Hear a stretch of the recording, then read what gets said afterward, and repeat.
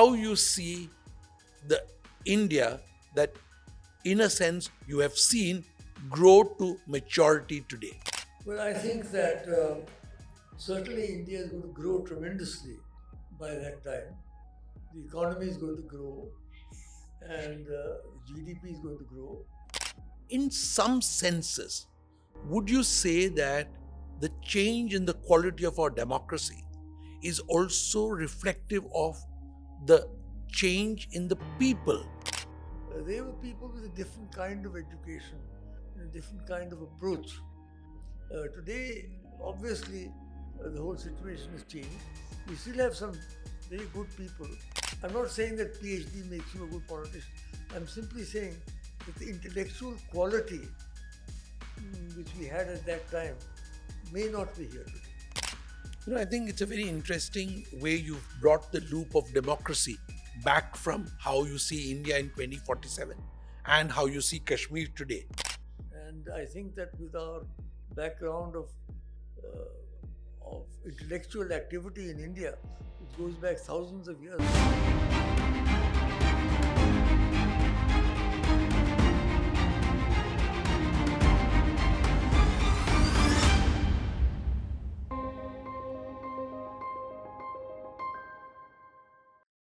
We are very pleased this morning to have Dr. Karan Singh, who's probably the most erudite person I've had the opportunity of meeting. Besides being a thorough gentleman, a person of enormous wisdom and fantastic memory, it's a real pleasure to speak to someone who I know embodies not just the history of India, but also a vision of the world, and in a tribute to Shiva, goes beyond the realm of the natural and has seen that, been exposed to it, has studied it, and yet retains his feet very firmly on the ground as the person who heads ICPRD and as someone who has held multiple, I think, more positions than you would probably care to remember. We are very proud and happy to have you on this podcast. Thank you, Dilip. Thank you so much for being here and for allowing us the run of your beautiful home. It's a pleasure to be here. And I'm going to keep this chat informal Indeed. and allow you to speak. It's not my job to speak, it's your job to tell us. And I'll just provoke occasionally with a few questions Certainly. to lead your mind in certain directions. Certainly, Dilip. Thank you for that very generous introduction. Thank you, sir. So, I'm going to begin by asking you to look at 2047 and how you see the India that, in a sense, you have seen grow to maturity today. Where do you see the trajectory for India, and what gives you great pleasure and what makes you anxious about the image of the country that it will be in 2047? Well, I think that certainly India is going to grow tremendously by that time. The economy is going to grow and GDP is going to grow. What sort of world we will be in is very problematic because of the way things are developing. But if India maintains its democracy strongly, then it can play a valuable role in a stabilized world. Because one of our great strengths is that in the last 75 years since we became independent, we've maintained a functional democracy, proper elections and independent judiciary and so on. That is very important to maintain. If that gets diluted, then I think India's image will get diluted. So what I hope is that we maintain our democracy very strongly, which means really, frankly, not the way Parliament is functioning now. I mean, I have been in Parliament for 40 years, but this sort of shouting and calling each other names and all is not the way to go, Dilip. I mean, a democracy is a serious matter. And when you're sitting in Parliament, you've got to be seriously addressing the problems of the people, not shouting at each other and pushing your own agenda. So You that know, is something that worries me. you've touched on an important point that India's place in the world in 2047 will be determined by the ability to maintain, retain, and then grow this democratic institution which represents Yes, India. yes. And in a fissiparous world, which we will be in 2047, I think a country which can also combine all kinds of communities, castes, uh, regional Religions. diversities into a cohesive one power will be very It will be interesting to watch. unique. I don't think there's any other country, single country in the world, which can be Absolutely. compared.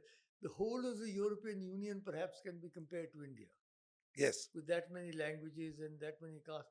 But no one country can come anywhere near our diversity and our the way we've kept together different linguistic, religious, and caste groups for, for centuries. You know, um, looking further deeper into the same sequence, and because you have seen it from the unique perspective of a Maharaja as well as by choice, a, just a natural citizen, 40 years uh, in the halls of democracy. Um, in some senses, would you say that the change in the quality of our democracy is also reflective of the change in the people who we now choose to elect? Is that something that causes you Definitely, anxiety? there's definitely it's not a question of anxiety. You see, two things have happened in this year. One is that vast numbers of people and communities were virtually kept out of the system. They have now been brought in. These reservations of various levels, people may or may not like them, but they have brought millions of people into the democratic mainstream, number one. However, the leadership obviously is different. I mean, the people who started, Jawaharlal Nehru was my mentor and he was the first prime minister. They were people with a different kind of education and a different kind of approach. Today, obviously, the whole situation has changed. We still have some very good people, but I remember when I joined Mrs. Gandhi's cabinet, Dilip, there were six PhDs in the cabinet. Six PhDs. I'm talking of the educational level. I'm not sure whether we have even one now in the whole council. I'm not saying that PhD makes you a good politician. I'm simply saying that the intellectual quality which we had at that time may not be here today. Dr. Karan Singh, everybody, the world knows you as someone with erudition and deep interest in political matters, meaning ICPRD is a kind of microcosm of that. But policy, research, the PhDs you talked about, meaning your knowledge of the Gitas and the Puranas are probably meaning are actually what qualify you for doctor. But PhD is probably an interesting benchmark that they're not people who can win electoral battles very often. Normally, You know, especially in difficult. today's rambunctious world, it's very difficult.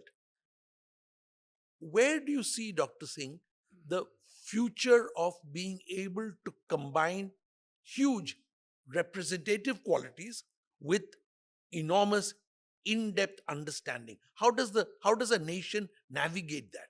That is a tough one, I must say, because now getting into parliament itself, and one of the things that worries me is getting so expensive. I believe to get a ticket itself, you got to spend crores of rupees, and then on the election. So how does that go with what we call people's democracy? Something has to be done. What we can do is a different matter, state funding of elections or whatever. Because it's becoming impossible now for any n- normal person to get elected because you need a whole structure, you need a whole system, network. So that has to be done. And your point that the more representative the parliament gets, the more diluted is the intellectual caliber likely to be? And this doesn't mean that the people who come in are not intellectually competent. I think purely educationally and background wise, obviously you can't expect highly sophisticated people. I think the answer lies in the Raj Sabha. Because the Raj Sabha is not elected, Yes. it is nominated. The whole point of the Raj Sabha, Dilip, was that there you send the sort of people you mentioned, the intellectuals, the thinkers, the people who couldn't normally get elected. That is what the Raj Sabha should. So that has been built into our constitution. I think the makers of the constitution saw this whole dichotomy, as you said, Absolutely. and you were very much there when this whole debates and processes Yes, were taking absolutely. I place. remember. Now, the constitution itself is something that merits attention, preservation, and of course, reform as we go along. If one were to look at the kinds of, and I'm now segueing from the constitution to the massive amendment of the constitution, which had the removal of Article 370 and coming to the whole Kashmir issue, because that is in a sense been your initial domain of activity. Now, looking at, and I'm not getting into the politics of it, I'm looking at Kashmir as Kashmir and Jammu. Jammu and Kashmir. Jammu and Kashmir, yeah. And I understood you squirming when I said Kashmir. Jammu and Kashmir together, along with Ladakh, of course. How do we see this in terms of what you perceive? Because you're not just a person who looks at India, you also look at it from the world's perspective. How does the world see this change, and how do the people, because you've just returned from Srinagar some time ago, how do the people see it? Well, the people react differently. In Jammu, it was generally welcomed.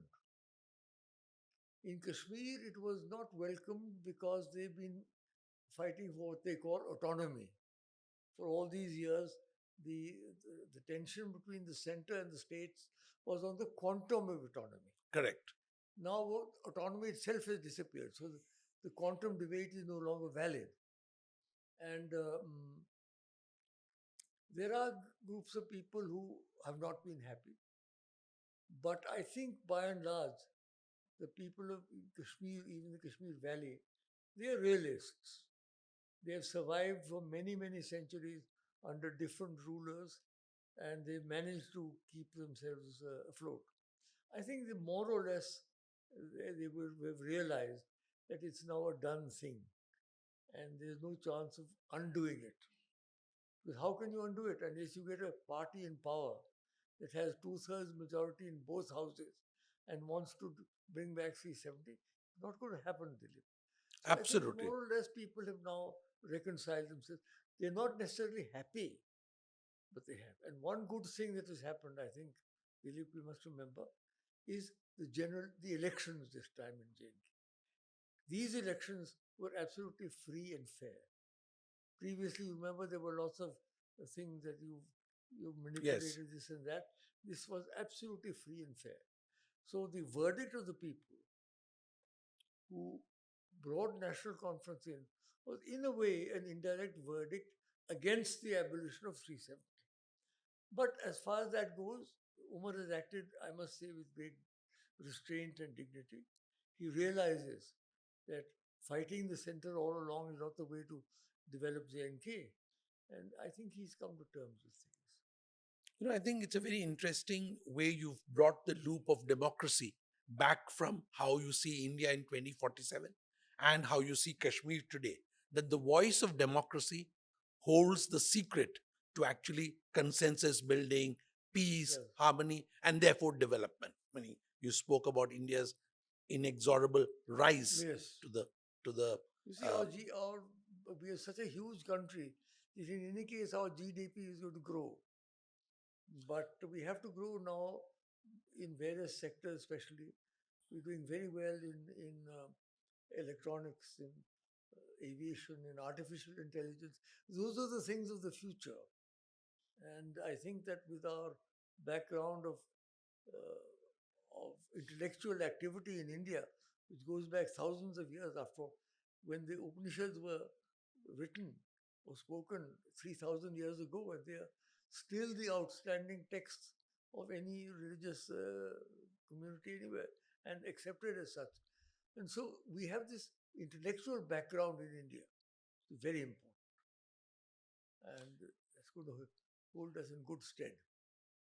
I'm glad that you touched upon it, because that was the next theme I wanted to go into our texts, our Indic heritage, our Vedic heritage, all of that. Because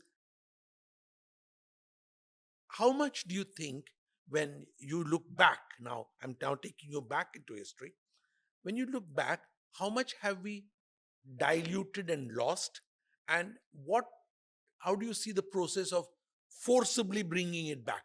How do you see that entire Well, the history, you see, our history of, there are the four Indic religions: Hinduism, Buddhism, Jainism, Sikhism. Those are Indic religions born in India. Then there are the Semitic religions, which are proselytizing religions: Christianity, Islam, Judaism to some extent. Now, we've had interactions with all the religions, not very happy ones. After all, let's not forget that the freebooters and the looters who came in the name of Islam to begin with did a lot of damage. Of I mean, course. they did grind our temples into dust. They did destroy. So that is there. We can't wish that away. However, when the Muslims finally settled here, now the Mughals, for example, what they've done, I mean, the forts they've built, the structures they've built, I mean, they're wonders. The Shalimar Garden, the Nishad Garden. So after the first phase of iconoclastic and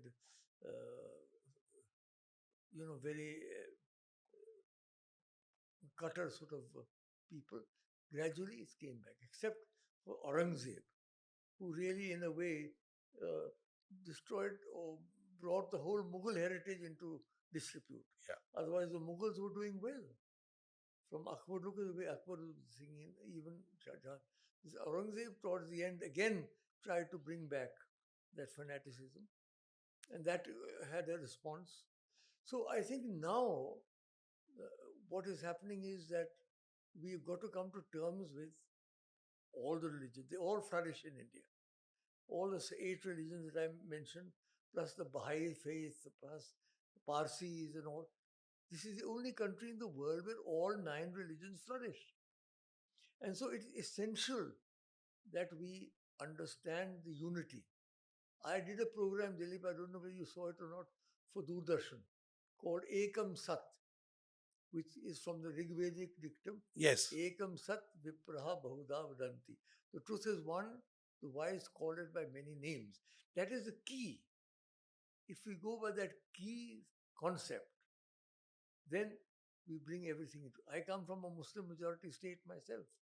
I went to Christian school, so our family rose from the Sikh Darbar. So I've had interfaith built into me. But even otherwise, I think it's important to go back not so much to the Puranas as to the Upanishads. In Hinduism also, there are various types of texts. And the Upanishads are the most extraordinary texts. They're really the most sacred. The rest are different. I think I'm so glad you mentioned the concept of freebooters and looters who came initially Yes. and destroyed a civilization. And I'm coming back to that because that is a subject which you are deeply aware of and which most people don't understand. That there was a kind of raider who came up Absolutely. from the From the- Mongols and the that kind, the precedes the Mughals. And I think that a lot of our Indian inbuilt DNA's angst, as it were, is about those people who Yes. came in at that time. And their memories. The embedded memories as a society. And I'm glad because the way you've enunciated it is unique. Nobody has actually made a distinction between those people who actually virtually bore no religion. They just came in to loot They were and just to looters destroy. and freebooters and iconoclasts. And now coming to the Upanishads, which you just Yes. opened up, if one looks at the Upanishads as texts of how the People thought at the that time. the person needs to run their own life, as well as how the world needs to be redeveloped or organized for everybody to flower and bloom, as you said, the 9 great religions which bloomed in India. Now, if one were to look at the Upanishads, what does your erudition tell you about how it has affected the image of India in the world? Actually, it is what has really brought up India's image of the world, because it was when the Upanishads reached Europe. Incidentally, the Upanishads were translated by Dara Shikoh, by a Mughal prince who was then murdered by his horrible brother Aurangzeb, sitting in Kashmir. You can see that place where he Pari Mahal. I can see it from my house, where he sat with Pandits and Maulvis and tried to get the Upanishads translated into Persian. Those Persian translations went to Europe, were translated back into European languages. That is how the Upanishads got to Europe. Not through the Hindus, it went through the Muslims.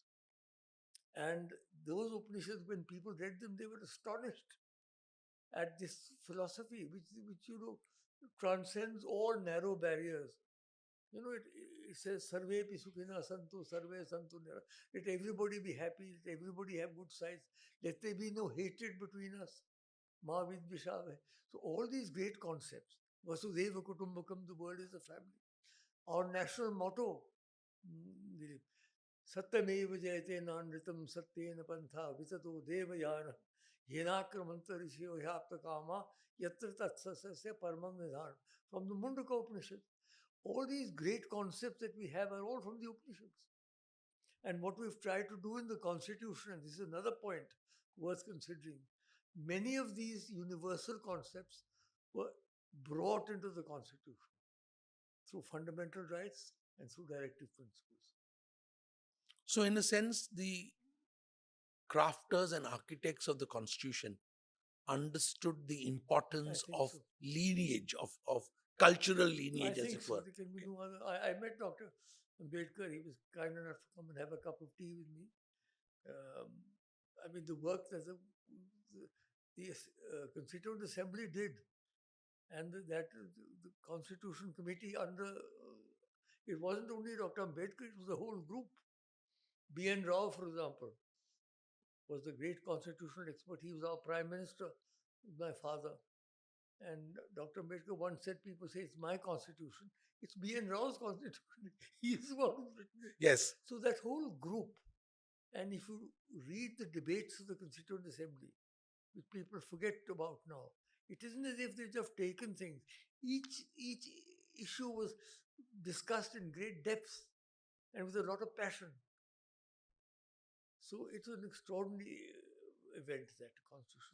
So that brings me to the thought to explore with you the voices of people and the voices of deeply embedded learning are both important in the creating of passion, of understanding what people want.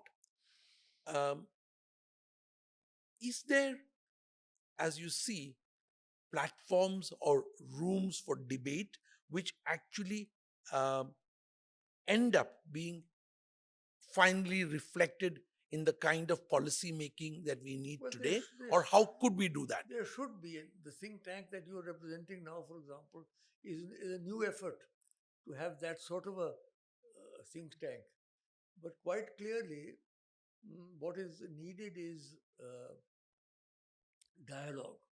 I was happy to see, I think in yesterday's papers, that the RSS chief, Mohan Bhagwati, has said he wants to have a detailed dialogue with the Muslims.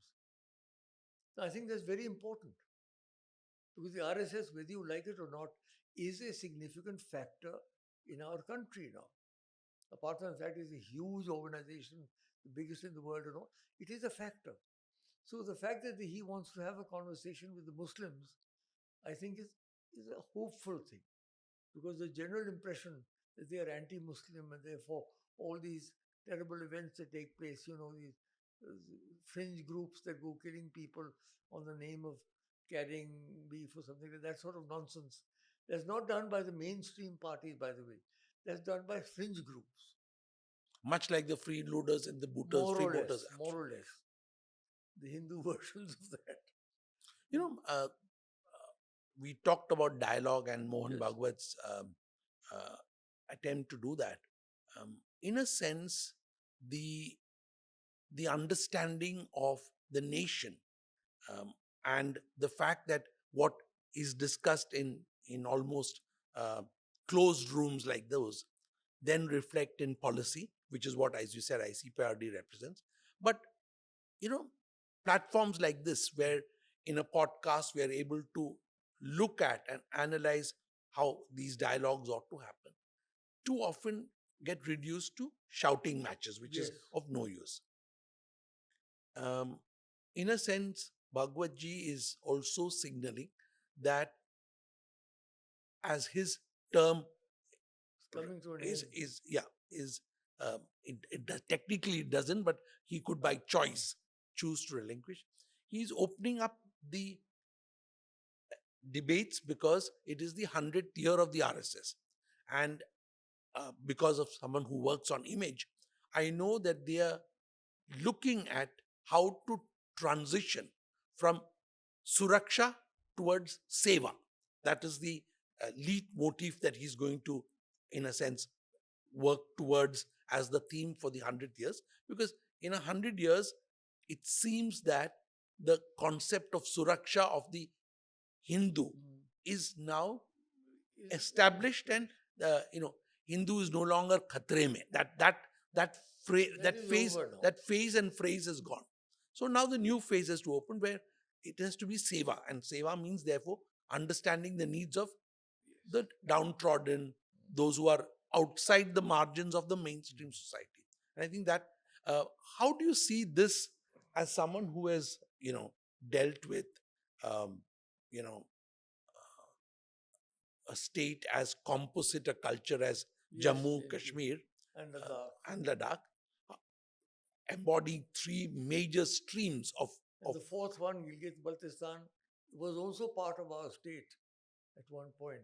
okay, So we have four regions: Gilgit Baltistan, in a way part of Central Asia, Ladakh, extension of Tibet, Kashmir, unique, and Jammu, part of the Dogra heartland.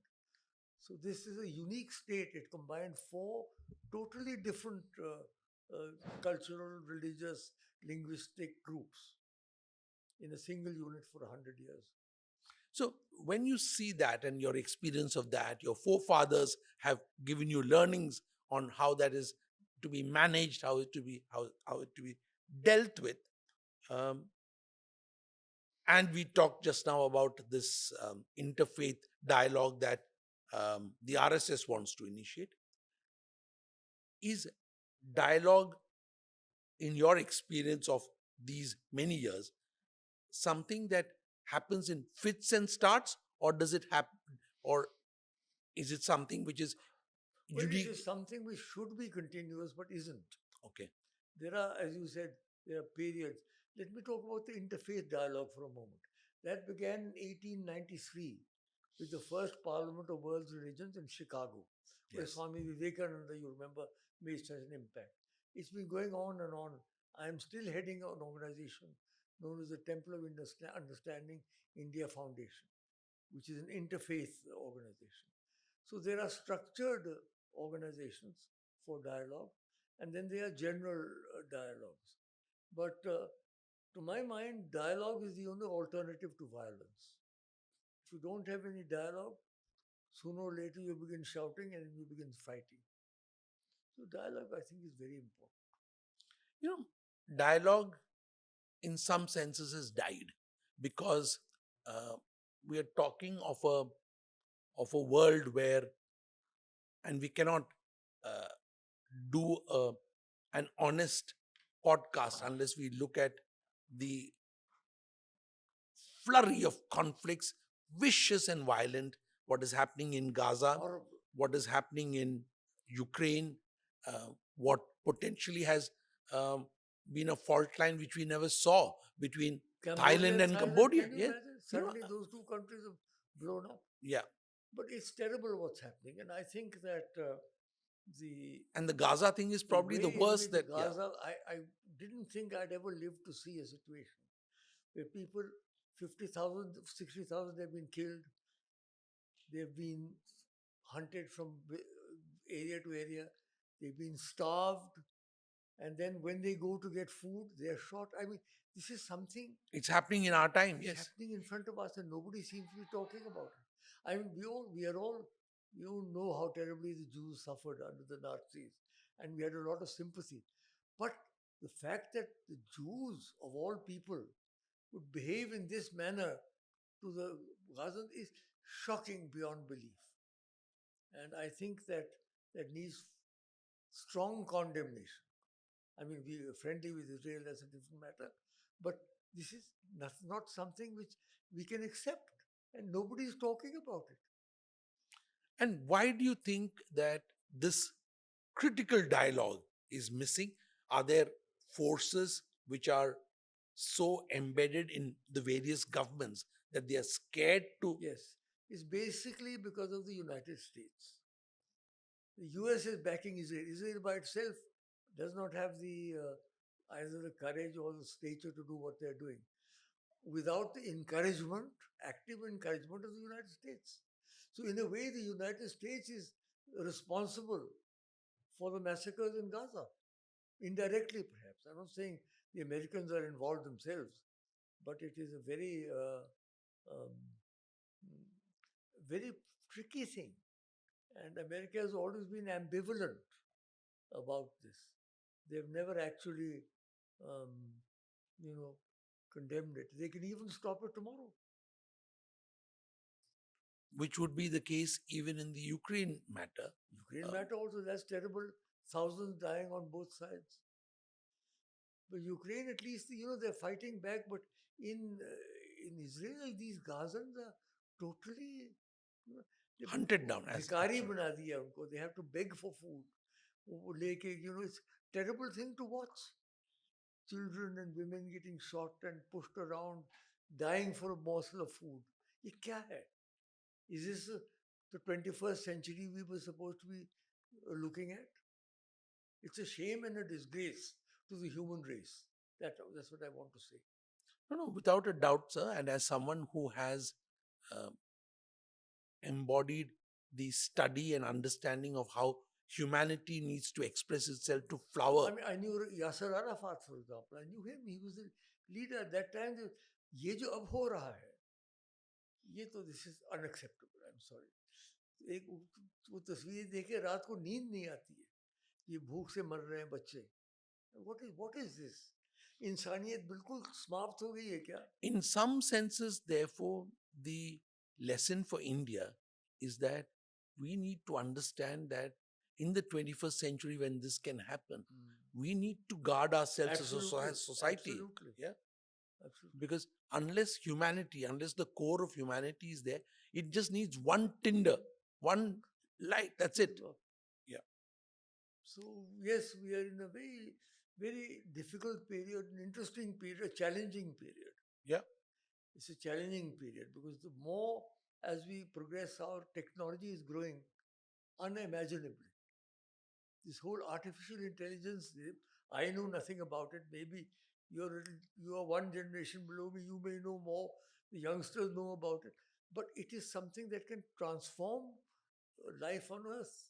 I'm going to stop you on this because I was present during the launch of a book where on artificial intelligence, where you were presiding over it, and your knowledge of artificial intelligence shocked the audience. Okay? It was unbelievable how you brought the Upanishads down to a form of artificial intelligence, and I remember that. But coming to that whole business, the arc of technology, as it were.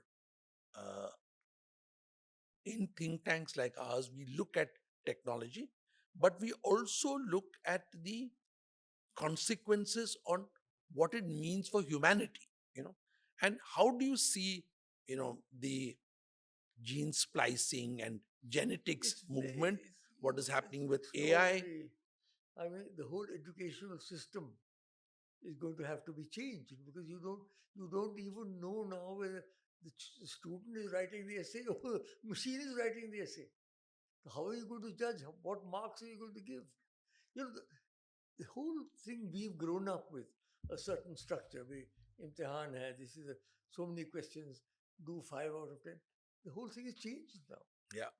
So we've got to have to change accordingly. And also with these gene splicing, and we are now tinkering with the very basic elements of creation. And you know what we may come up with the whole. Do the Upanishads have any lessons on this, or Well, because they would have had an inkling of what is lying in the future? they said that we must always keep a positive attitude, and they were very much involved in wisdom, vidya all the time. They talked of two types of knowledge: aparavidya, paravidya. The lower knowledge, which is what we do normally, our regular knowledge, and paravidya, the knowledge of the divine. He said the point really is you have to move from aparavidya to paravidya. You must transform, transmute your energies while you're in this life. They didn't Interesting. believe in, what you may get in the next life and all that is hoga soga. But you've got iheva pravalanti kamaha. You've got to do it now. That's one important thing in the Upanishads. I'm going to come to a totally different subject now, and just briefly, um, China, the emergence of a gigantic superpower re-emerging, because China was actually a superpower It was a long time ago. centuries ago, and now it's re-emerging as a superpower. In a sense, what we are seeing in the world are also shadow battles, whether it's Ukraine, whether it's Pakistan, whether it's, we don't know where else, the South China Sea and Taiwan. We don't know what the flashpoints of tomorrow are going to be. But you've you've been a diplomat, you've looked at world matters. How do you see India's ability to engage with a neighbor who also happens to be, you can't choose your neighbors, No. as they say? How do you see this in the I next? like your term engage, because the whole idea that we must be in permanent confrontation with China is totally unacceptable. Why should we? Just because the Americans are worried about China's growth, hum kyun beech mein, why should we become Gee, instruments of that? We have to redevelop our relations with China. Don't forget that China, their whole philosophy was born out of Nalanda. All their great scholars and all their great travelers came to Nalanda centuries ago and took the knowledge from there to China. So the whole Chinese culture, in some ways, is revolved around what they were able to get from here. People don't realize that. no, we don't. You see, they don't realize what India has given to China. We gave them Nalanda. They've given us China, beautiful in this China porcelain, and But they've given us silks and all. but do you think that they recognize that as the root of their? I'm Uh, not sure. I'm not sure because I have been to China 2 3 times. Um, I met Hu Jintao. I remember once. Um, I asked him a question that I had asked Khrushchev many years earlier. I said, Mr. President, in your country, can you be a member of the Communist Party of China and also be a believer? He said, no. To be a member of the Communist Party, you've got to be an atheist. That's what Khrushchev told me in the Kremlin. and that is, in a sense, the guiding principle That of is what the happens guiding in China. principle of communism. But they have communism now with a Chinese face. They've developed a lot of uh, material benefits for people. It isn't as if they're starving their people. In fact, their people generally are probably better off than ours as a collective. And when we speak of engagement and when we Mm. speak of the current scenario, if one does not get trapped into thinking of how things are at the moment and look at the future, um, do you see that countries like China, countries like India, with large populations, China's is aging, India's is still in the burgeoning phase. Um, do you see that the world gets, in a sense, rebalanced out of the Eurocentric I think the American? Eurocentricity is over in any case. With the growth of China and India today, the old Eurocentricity is over because Europe now is a group of not very well organized countries. I mean, they're all pulling in different directions. Even the European Union, which we thought was a very powerful force, is no longer that. Because Britain has left, and there are the right wing ones and the left wing ones, and so on. So, yes, the rise of India and China, these two countries, have assured that now Asia will have a major role in, in the world. There's no doubt about it. Because between us, we have one third of the world's population. And my own view is, to take up from what you hinted at, that despite our present problems, at some point in time, we've got to move back to good relations, cultural relations with China. For example, the opening of the Kailash Mansarovar Yatra, that is a very good sign. And we've just opened the visas for Chinese tourists to come to India. It's very good. So these are all positive developments.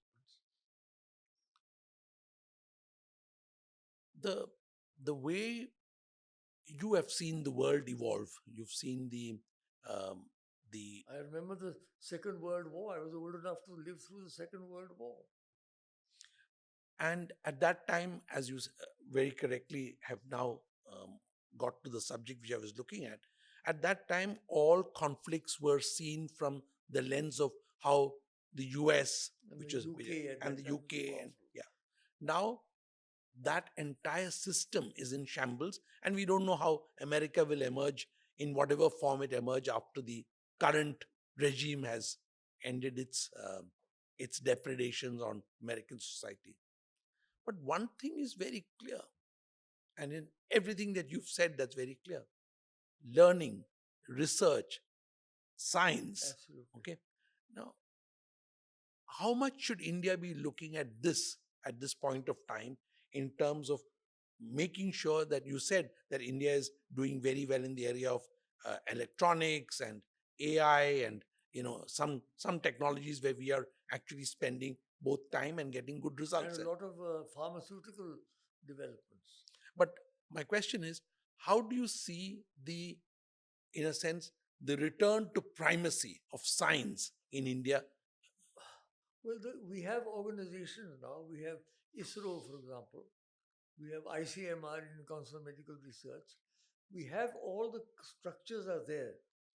We have the Tata Institute for Fundamental Research. Yes. So those all have to be encouraged.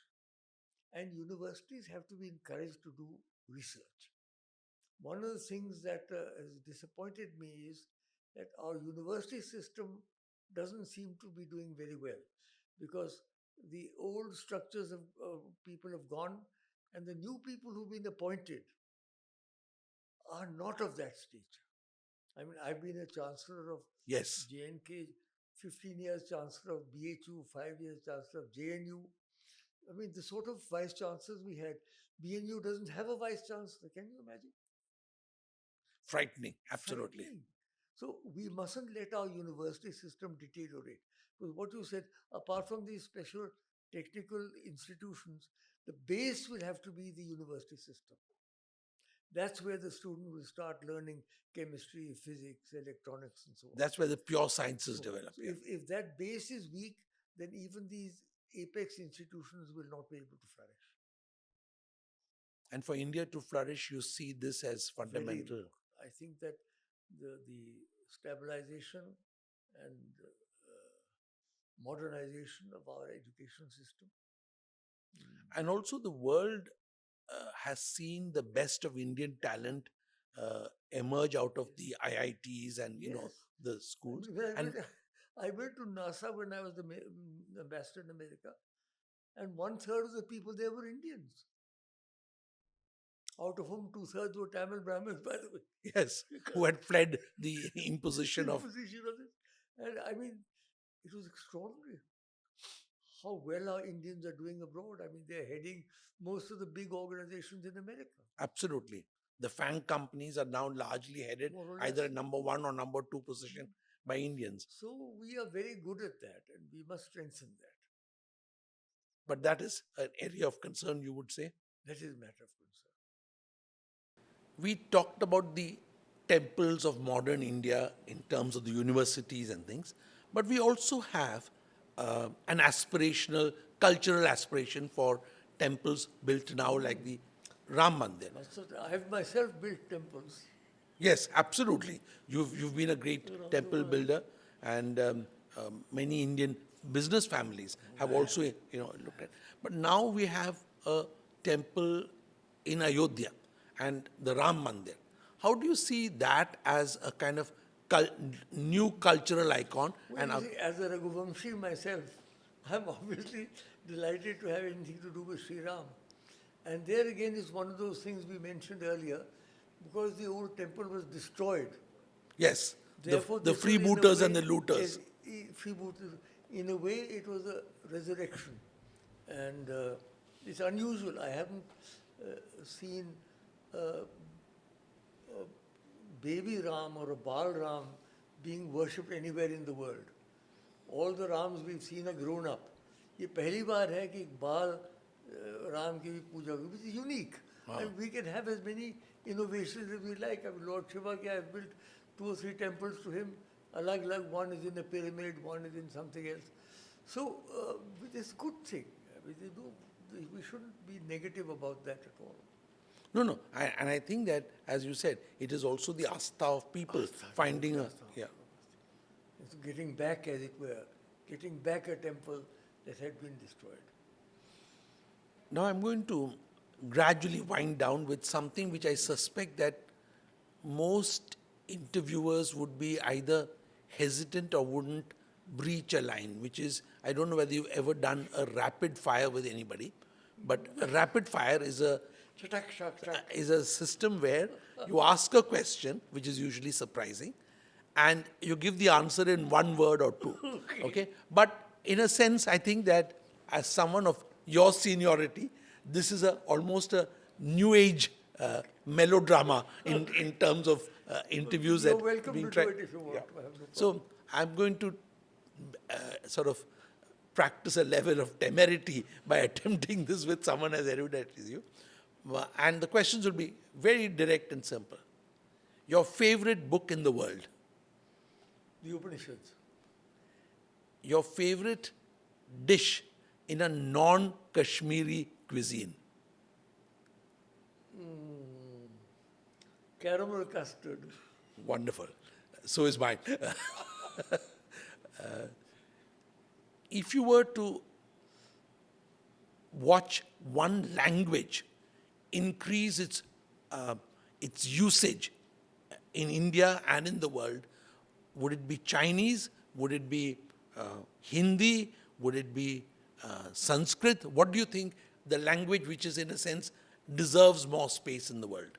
In the world, it has to be Hindi ultimately, because Indians not only in India but abroad all over the world speak Hindi. Okay. But that does not mean that it should be against any language. I personally am a great admirer of the Tamils. All my writings, all my inspiration I've drawn from the Tamils. Got it. So we can't neglect our great. Your favorite place to holiday in India? My own home in Srinagar. No and, better place. and what is your favorite place in the world to visit? Switzerland. Switzerland is my favorite. Mountains. Your favorite global leader, dead or alive, whatever. I think it would be Nelson Mandela, whom I met and with whom I spoke. This would be cheating because you already mentioned your mentor as being in politics as being Jawaharlal Nehru. But is there a leader in India in the non-political sphere who you think has made an enormous impact on India? Dr. Korean, the White Revolution. The one state which you think in India which deserves to grow much faster and which has just stayed in the darkness for too long? Well, really, I don't know the Northeast very well, so I can't say. But I would say in North India, Himachal deserves to develop very well. It's a beautiful state. You're being biased towards my wife, but it's okay. I mean, as was my mother. Yes, absolutely.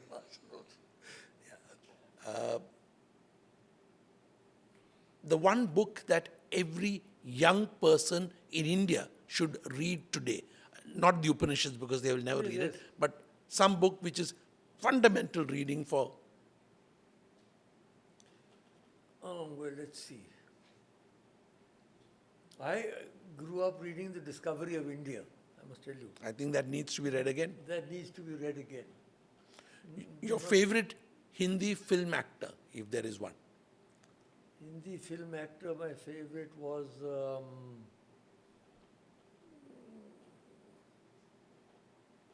I think it was Devanand. And my actress. And your favorite actress, yes. Madhubala. No doubt about it. Without a doubt, yes, absolutely. Do you have a favorite cricketer? Well, no, I'm not terribly keen on cricket, but Yeah. I mean... You're more a cricket was polo such person. Well, I wasn't really too much into sports. I was more into reading. Okay. The one activity that you feel you don't do enough of?